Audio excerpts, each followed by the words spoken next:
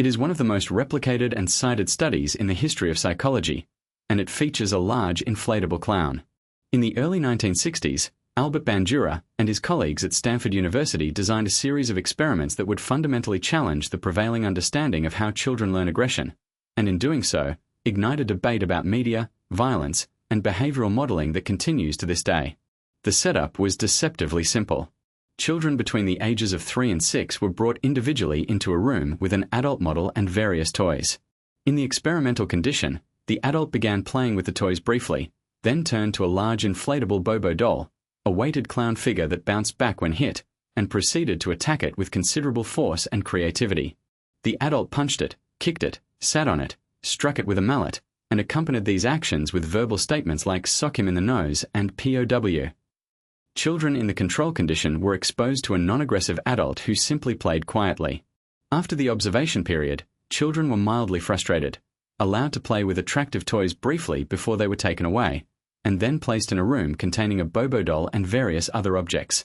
The results were unambiguous and, to many observers, disturbing. Children who had watched the aggressive adult reproduced the aggressive behavior at significantly higher rates than control children. Many replicated not just the general concept of hitting the doll but specific actions, the mallet strikes, the sitting posture, even some of the verbal phrases. They learned a repertoire of aggressive behaviors through pure observation, with no direct instruction or reward. This finding was a direct challenge to strict behaviorist theory. If learning requires direct reinforcement, how could children acquire new aggressive behaviors from watching alone? Bandura argued that they could, and did, through observational learning, and that this process required no direct reinforcement of the learner. Bandura went further. In a critical follow-up variation, he introduced the concept of vicarious reinforcement by varying the consequences the children saw happen to the aggressive model. In one version, they watched the adult be rewarded for aggression, praised and given candy. In another, the adult was scolded and punished. In a third, there were no consequences. Children who saw the model punished for aggression imitated it less spontaneously. But here is the crucial part. When all children were later offered attractive incentives to show everything they had learned, the differences between groups largely disappeared. Children who had watched the punished model had learned just as much aggressive behavior. They simply had not performed it spontaneously without incentive. This distinction between learning and performance became a cornerstone of Bandura's theoretical contribution. Consequences influence whether people demonstrate learned behavior, but they do not determine whether learning has occurred. The aggressive behaviors had been encoded regardless of what consequences the model faced.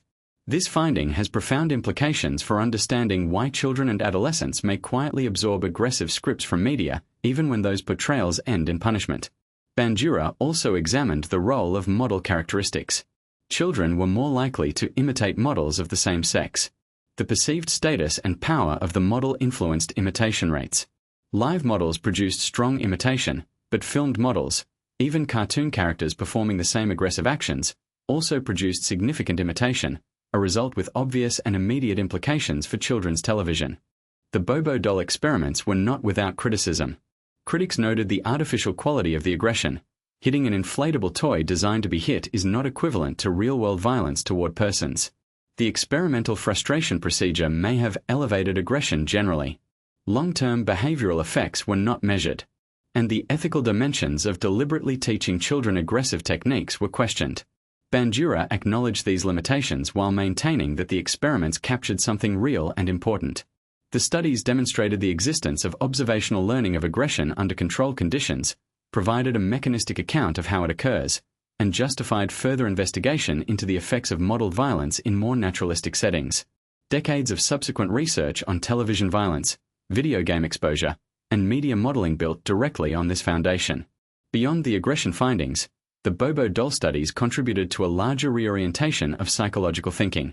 They helped establish that children are not simply shaped by what happens to them but by what they observe happening around them.